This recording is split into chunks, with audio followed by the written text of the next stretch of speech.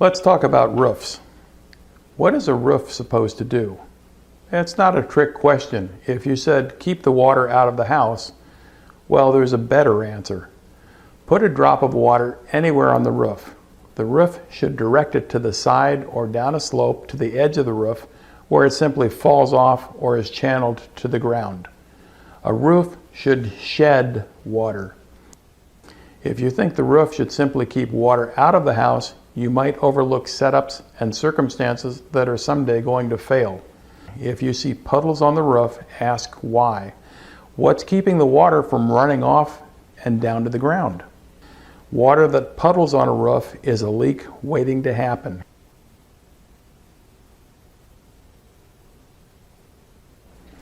Let's go over some roofing terms. There are different styles of roofs: gable, hip, mansard, gambrel, shed, salt box.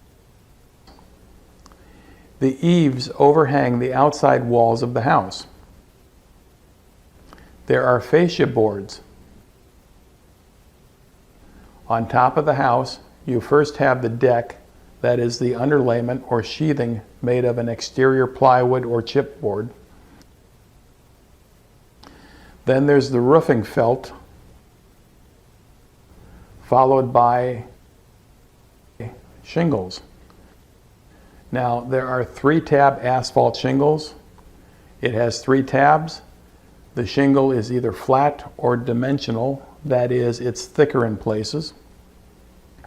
The shingles are laid in courses or rows. Each row overlaps the row below it. A portion of the shingle shows. This measurement is called the exposure. At the top of the roof, you have the ridge. The metal molding along the bottom edge of the roof is called the drip edge. 2 sections of roof come together in a valley. Air and plumbing vents penetrate the roof. Metal flashing surrounds the pipes and seals them to the shingles. The rake, pitch, or slope of a roof is expressed in rise over run. 5 in 12 means the roof goes up 5 inches for every 12 inches of horizontal distance. A steep slope has more than 45 degrees of slope. A normal slope has 45 to 30 degrees of slope. A low slope roof has less than 30 degrees of slope. A flat roof has no slope. Now you measure the size of a roof in squares. 1 square is 100 square feet. So when it's time to re-roof, you take the area of the roof in square feet, divide that by 100, that's the number of squares of shingles you need. The house you were considering, what roofing material was used? Wood shake? Look to see if the wood shingles have warped or have dry rot. Are any shingles broken or missing? Asphalt 3-tab shingle, either a flat or dimensional shingle. The roof can last 20-30 years. Look for patches where the granules are gone from the surface. Old shingles will curl along the edge.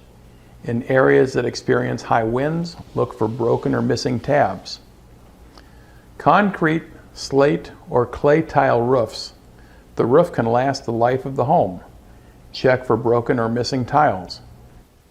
Gravel roofs are made up of alternating layers of roofing felt and asphalt. These layers are then topped with a layer of gravel. Is the gravel still there, or has it for the most part blown away?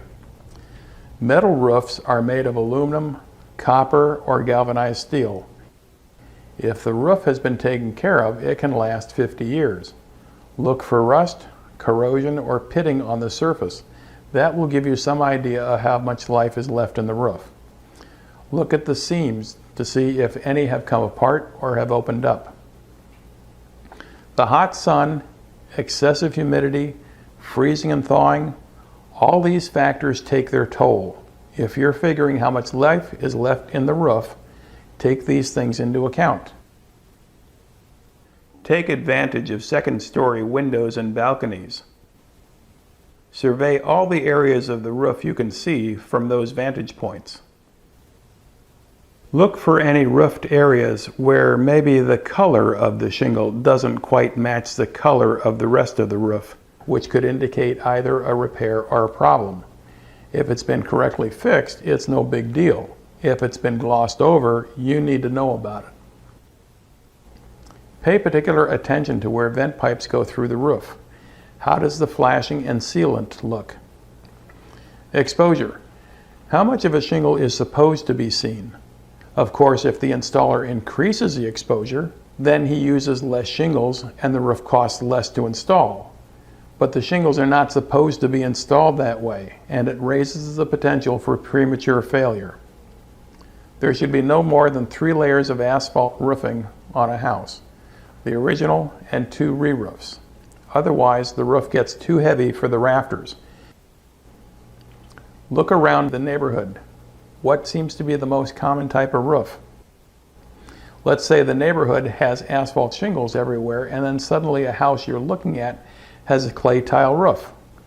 A clay tile roof is substantially heavier than an asphalt shingle roof, 3 or 4 times heavier in fact. So if the homes were all built at roughly the same time by the same developer, then find out, was the structure properly reinforced first to hold the additional weight of the clay tile roof? Inside the house, do you see water stains on the ceilings? Stand at one end of the house and look down the rafters. Are they in line or do they sag? If they do sag, where? Was a door or window added that wasn't properly installed? Look across the ridge. Unless it's intentional, the ridge should be a straight line. If it sags, there may be a problem. Flashing. Are there loose or missing pieces? Pay close attention to where 2 planes meet, like where the sloping roof meets the vertical chimney, for example, or a dormer, or where 2 sections of the roof come together in a valley. There are different ways of doing the same thing. Valleys, for example, you may or may not see metal flashing in a valley. The shingles may be woven together.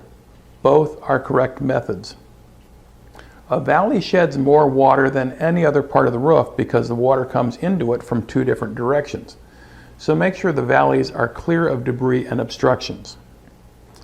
Tile roofs. Look for any missing bird stop flashing. It's the flashing that's under the bottom row of tiles to keep birds and insects from nesting there. In cold climates, an ice dam can form along the eaves as the snow thaws and freezes. A ridge of ice forms along the bottom of the roof line and water puddles behind it.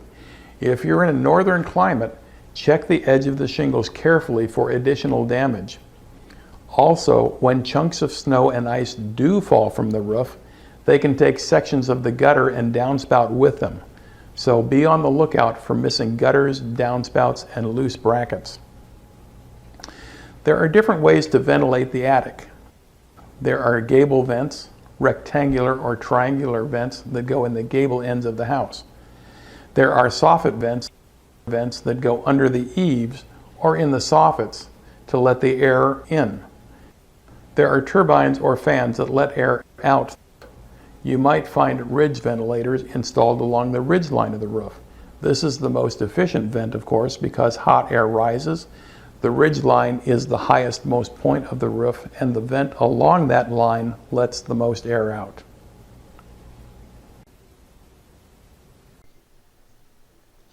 I've got a lot more great stuff for you at houseiq.information. If you like what you've seen so far, do me a favor and tap the subscribe button so you don't miss future videos. And click the link to watch some more great stuff right now.